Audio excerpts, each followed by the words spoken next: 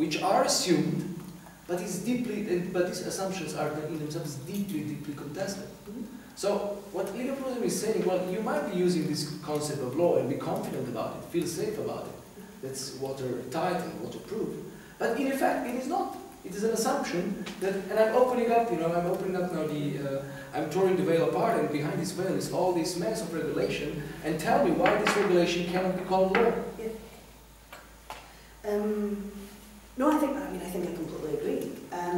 That's one of the reasons I mentioned again, I think this relates to the comparative law point earlier, that it's one of the reasons I mentioned all of these processes at the outset, because they are hugely influential in terms of driving the debate, and the circumstances are formative of the debate.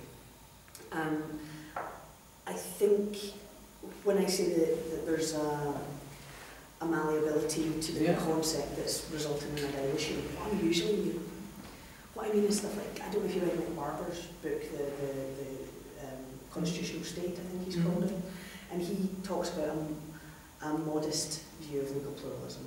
It's not particularly pluralist at all. It's just a bit. One wouldn't expect anything else from LegArg. Well, exactly. But I was trying not to say that in case anybody's read the book and liked it. Certainly not recorded.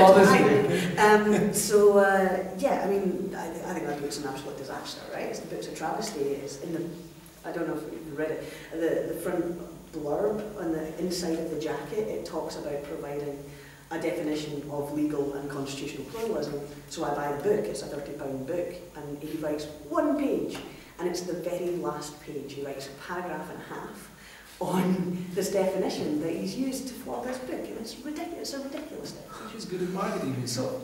Okay. Yeah, so that's kind of what I mean about this kind of co-opting of plurality to shore up circumstances of fragmentation. That I have no problem with fragmentation, but let's just call them fragmentation. They don't have to be conceptualised as plural if it's not specifically plural. That's really what we mean by that. But in terms of everything else you say, I completely agree. All right, and now you got your extra minute, right? Yes. You got it back. Okay, thank you very much, Jen. The floor goes to Maria. Okay, so thank you very much for inviting me for this conference. I have to confess that I spent a long time having agreed to come without knowing what the title of the conference was. So happily, once I did learn what the title was, it made me slightly shift the focus of the paper that I intended to give. So what I will present is not exactly what maps to the abstract that you have in the program. So as a couple of words of introduction, just to say that my starting point is that I've been interested for a long time in the relationship between national law and European law. So this is my intro to European law in general, and also European constitutionalism. And also for a long time I have realized that other people consider that my position is a Eurosceptical position. So I don't, but other people consider that I do, and that is because when, for example, the national constitutional courts in the member states are less than completely enthusiastic about the integration of European laws into their national legal order, I think they're being extraordinarily generous, and other people think they're being extraordinarily intransigent. So I think it's amazing that they accept European law to the extent to which they do, and other people think it's amazing that they don't accept European law, the strength of European law, in a much more fulsome way. So on the other way around of thinking about it, other people say that it's amazing that the nation states still want to operate on the basis of conferral, that we confer powers on European institutions, and I think it's amazing that we don't really attack the European Court of Justice for the lack of legal basis for their Costa and Van Vendenus decisions that changed altogether the way that we think about how international law can be applied in the nation states. So, so that's why people think I'm Eurosceptic, and that's why I don't think that they are right. But what we're left with is to discuss authority. And actually, instead of using the word sovereignty, I'm going to speak about authority, because the point of the paper will be to show that if we start with authority, then we can begin to understand what sovereignty might mean and not mean. also because I think sovereignty as a concept and a term has been almost used to death, and everybody's using it to say different things. So just by parking the term for a little while, it might become more clear what we can do. Also, I have to flag that Matej has done a wonderful paper discussing different kinds of sovereignty, so I can't do it as well as he does. So this is another reason not to talk about it. So when I'm talking about authority, then what I mean is final or authoritative, so final power to settle a legal question. So we're talking about being able to determine what the answer as a legal answer is. So usually that belongs in a nation state to the court of last resort. You have the highest court in the system that gives you the final legal answer. It might also be a constitutional court, in which case it gives you the final legal answer as a matter of constitutional law. And those courts never explain to us why or from where they had that authority, or they never, provided a justification for that authority, because it was always assumed, because it was in fact written in the Constitution. So when they were saying we have the authority to determine this, they didn't have to, make a big deal about it, because it was obvious that they did. To the contrary, the European Court of Justice has not been given that authority explicitly in the constitutions or in the treaties of the European Union. It should be first of all in the Treaty of Rome. They didn't have that authority, so they had to claim it. So there you have for the first time a claim to the authority to authoritatively settle a legal question. And the nation-state courts, I think, were caught off guard by that, because they forgot that they could also claim the authority to authoritatively determine a legal question, but just they never had to explicitly say it before.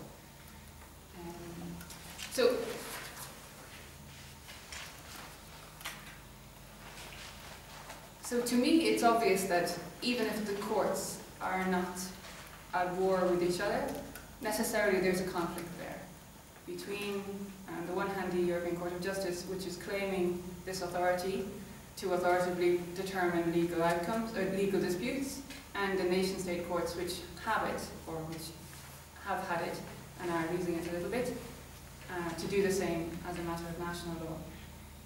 So there's a conflict even if there isn't all-out war. That would be the starting point as a matter of law. I think in general also there is some kind of crisis of authority in Europe. And I think, and I'm still at the beginning of all of this, so it's all kind of open to debate, I think that the fact that law plays such a little role when political crisis or economic crisis or social crisis arise in Europe is actually due to this fact that there is the conflict between the two sides of final authority. So the nation-state's final authority and the authority claimed by the European Court of Justice. I think that might be actually one of the reasons why when we have, financial crisis and all these different crises of authority, that law seems to play such a minor role in the resolution of those. Instead, we're going for compromised political solutions that are reached at 2 a.m. that push down the road further the problem that we're actually dealing with. So, what I want to do, just in this presentation, is to look back before Westphalia, to look back at ancient conceptions of authority, but mostly medieval conceptions, natural law conceptions of authority, and see if they have something to teach us. And my thesis or my suggestion will be that actually they can help, most especially in this post-modern era, where we're gone past sovereignty, but we don't know where we actually are. Universally in the ancient world, obviously, you have this idea that law must map to justice, or it doesn't have a place at all. So in Aristotle, that law can cultivate virtue. In Cicero, that the discipline of law is drawn from the inmost nature of man, and that a society cannot exist without being in conformity with that inmost nature of man. And even Lao Tzu said only that government has value which is in accord with nature or the Tao. All other civilization is corrupt and erroneous. And also in the Bible we have the first use of law, which is used to describe Moses in Deuteronomy handing down the law so the fifth book of the Bible. Oh, and in the Bible we have the first use of sovereignty, which is used to describe the final unlimited authority of God. Okay, so moving past those those ideas which I just throw out at the very beginning, the next big idea that we're given is coming from the two swords doctrine, which you might already know, which was dominant for about 1,000 years in Europe, and which starts at the end of the split of the Roman Empire. So in the East, in Byzantine, you have Caesaropapism, whereby the church is kind of subject to the emperor, but in the West, under the Western Roman Empire, you have this two swords doctrine, which is developed by Gelasius, who is a pope.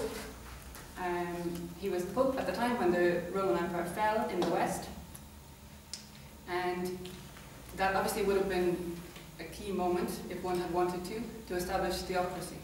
So the empire has fallen, the pope is the one that everyone's looking to, and he would have had the political power at that point to establish a theocracy, but he decided not to, and instead he articulated this two swords doctrine, which is to say that there is earthly power and spiritual power, and they must be kept separate.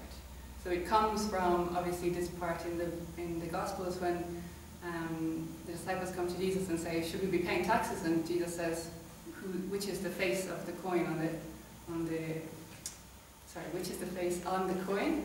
And they say Caesar, so he says, give to Caesar what belongs to Caesar, and to God what belongs to God. So this two swords doctrine is in the same vein, that you obey the earthly authority and you obey the spiritual authority, and both exist. So there's a letter to the Emperor Anastasius in which Gelasius writes to him and tells him, you should be emperor, and here's how it would work. There would be two swords.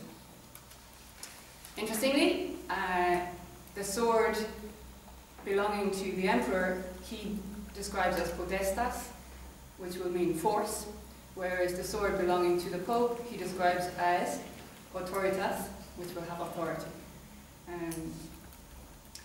So, obviously through the history of the popes, things go not so perfectly all the time, and at different times the pope is actually a member of imperial families, and so things get confused, but the doctrine stays standing. And Aquinas is the heir to this two swords doctrine.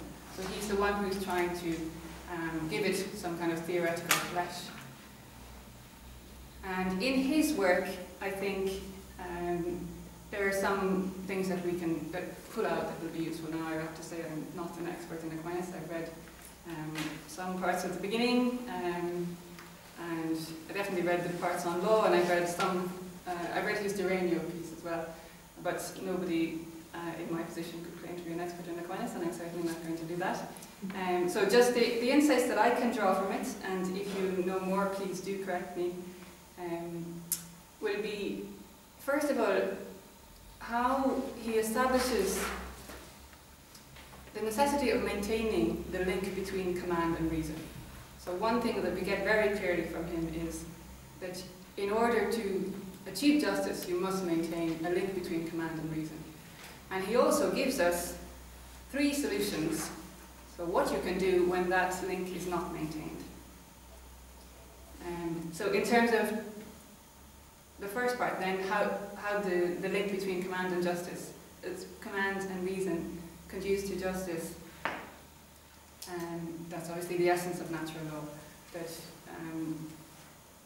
he says, in order that the volition of what is commanded may have the nature of law, it needs to be in accord with some rule of reason. So otherwise it won't be law actually, because the first rule of reason is the law of nature, deriving from the fact that creation is so intelligible, as all of science is predicated on. So if something is to be just, it must be in accord with reason. By that, of course, he's taking away the power of the emperor or the empire to do whatever he wants. So the old Latin phrase, quod principium platuit, is gone now, because the prince must do what is in accord with right reason. That, however, is not enough. So the second part is also required. The law must be promulgated, it must be commanded. Someone has to say, do this. So the promulgation is necessary for the law to have its force. And here there's a great nuance in Aquinas, which is that while promulgation is necessary for law to have its force, the force of the law doesn't derive from the fact that it's been promulgated, but rather from the fact that it's in accord with reason. So it's a beautiful way of understanding it. That part where he says the force of law depends on the extent of its justice is from question 95 in the Summa. Okay, so that's the link, basically, in a nutshell, that he's making between command and justice, and how they both then conduce between command and reason, and they both conduce to justice. What do you do when the link is not maintained? So Aquinas is very clear that we can have tyrants. He's borrowing most of his work here from, or his key concepts from Aristotle, saying, of course, someone can be a tyrant, and the definition of that is when they're seeking their own good rather than the good of the community. So tyro, the ancient Greek word, means strength, so you're using force to oppress the people.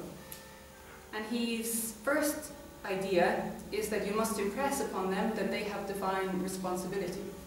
So rather than seeing a divine right of kings, Aquinas sees a divine responsibility of kings, that they are answerable to God for all of the decisions that they make, and that they will, in fact, be held accountable by him. So he says in question 96, in the judgment of God, the sovereign is not exempt from the law.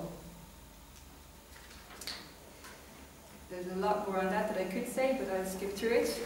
So the second solution, if you have, again, broken the link between command and reason, is that revolution is in fact not unjust.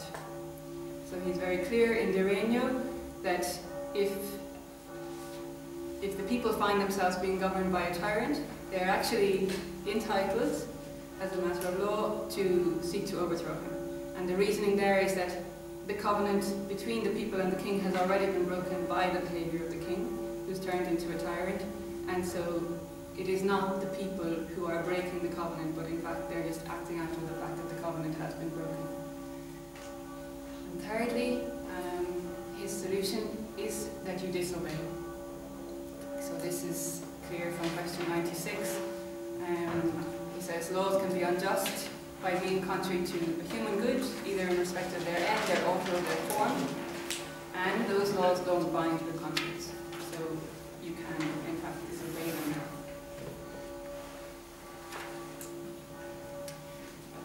Okay, so just to kind of summarize, I think the three things that we get from Aquinas then, or three of the things I wanted to pull out to notice, are that earthly authority has a purpose. It's supposed to conduce towards justice, that it's not the only show in town, there are both swords, there are the two swords, and that earthly authority has a limit. The limit is given by reason, and what you do when the limit is breached is that you impress on the king his divine responsibility, you, if necessary, disobey or mount a revolution. So this all can be contrasted with what happens in modernity when there is the break at nominalism, first with Duns Scotus, who really first gives us the key idea of voluntarism, that whatever is willed is sufficient in itself, so that authority can act purely on the basis of a will. So he understood that the key characteristic of God is his omnipotence instead of his omnibenevolence. That God is first a God who wills rather than a God who loves. And once then he understood that God is a God who wills, with his theory of univocity, he's saying the king can also will in the same way as God can will. So then the king is omnipotent also. And that is what I think, if you trace it through, we can see most especially in Bowden and Hobbes. So I'm running out of time, am I? Yes. Sure. Okay, so two things on Hobbes then. Most of what we know about him. Obviously, we know that he's saying Leviathan is the one key ruler, that because of the absolute terror that would reign if we were acting in a state of nature, we agree this social contract and we put this one person into existence who wills, and therefore we have law.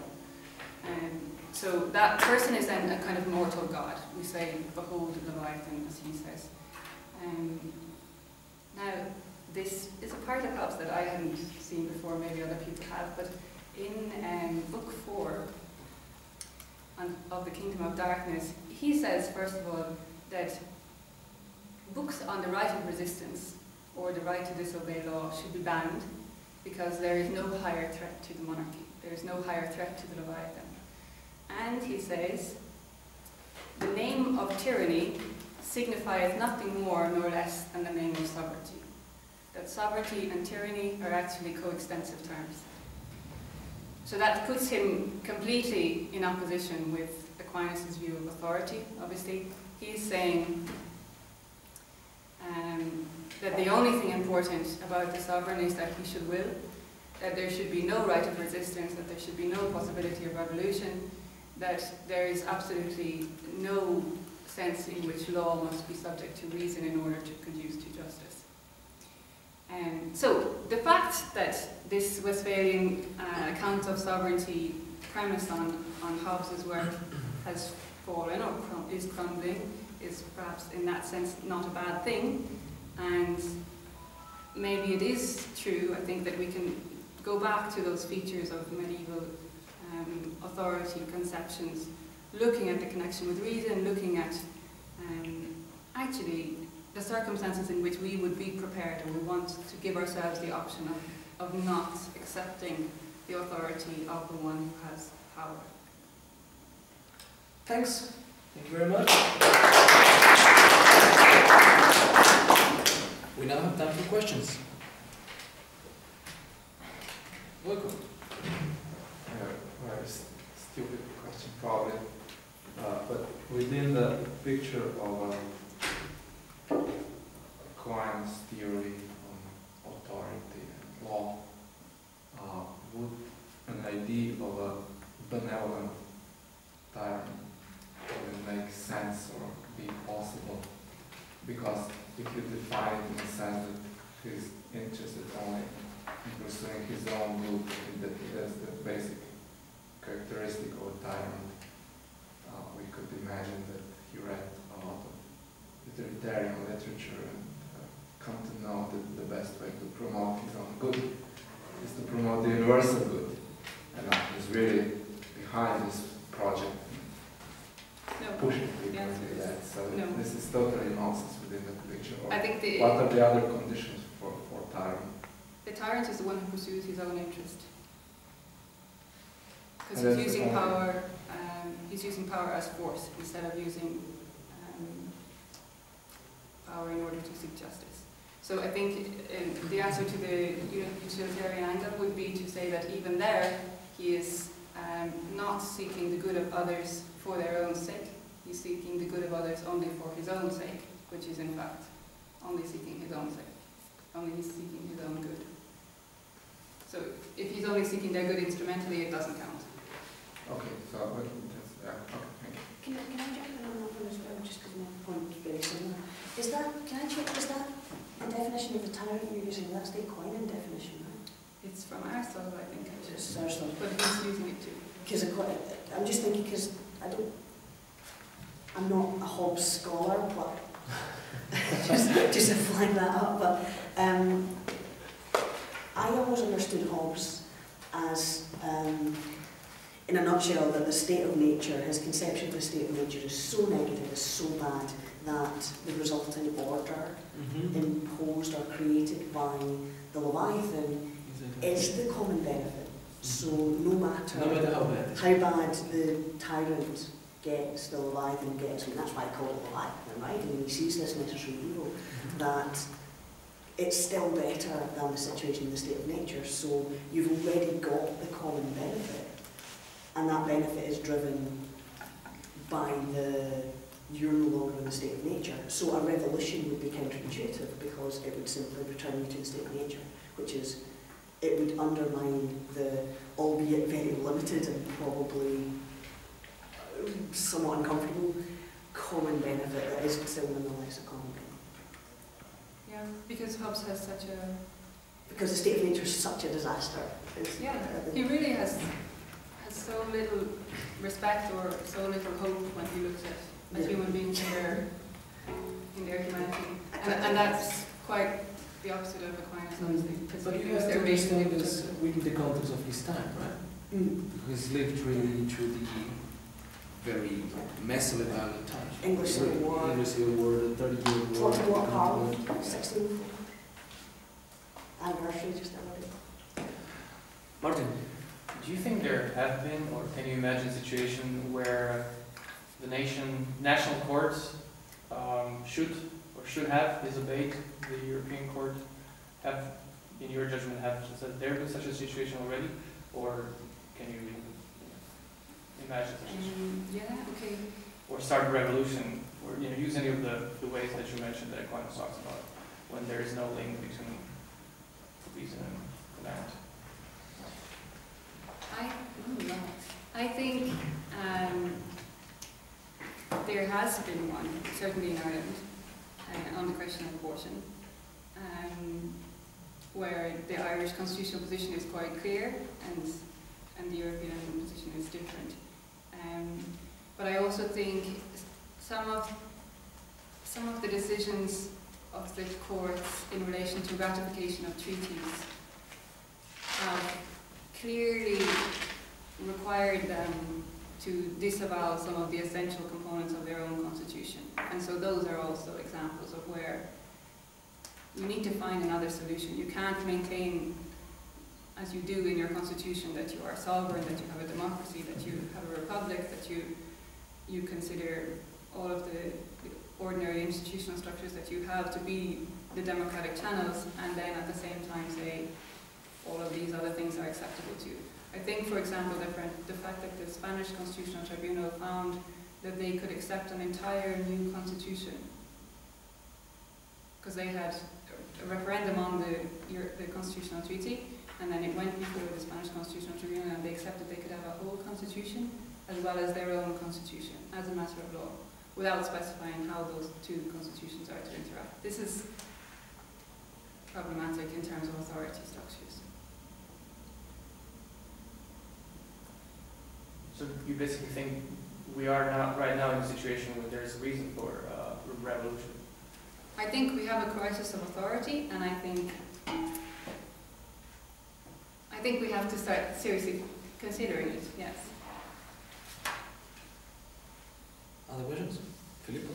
Just a follow-up to this question, maybe, the literature has been quite consistent in describing the situation of the conflict of orders between national and supranational in the EU, in admitting that there would be no viable way to conceptualize this clash and this overlap and coexistence of sovereignties, and the way out would be to describe it as deliberate fiction. So the constitutional courts would pretend that they're doing it willingly and graciously, whereas they're probably bound to do that.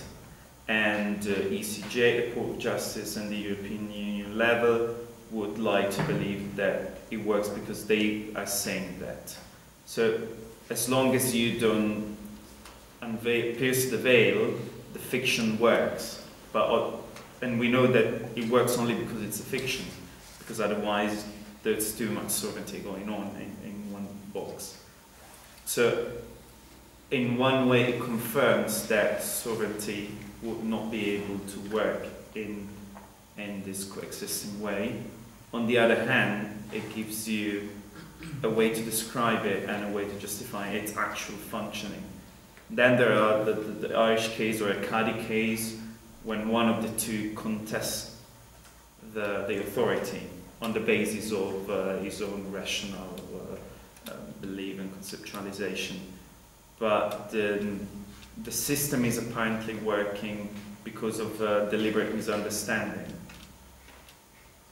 I think, I haven't thought about it in those terms, but I think some kind of deliberate fiction is definitely part of not only the discourse or the self-conceptualizations of the courts, but also in the scholarship. That, you know, the maintenance of the concept of sovereignty is chosen by some because they want to have some way of describing things in terms that people will accept. And for example, when there are debates, you know, Ireland is also exceptional in that we have a referendum on all of the treaties, or all of the treaties that change something. And so the question over and over and again that comes up is, are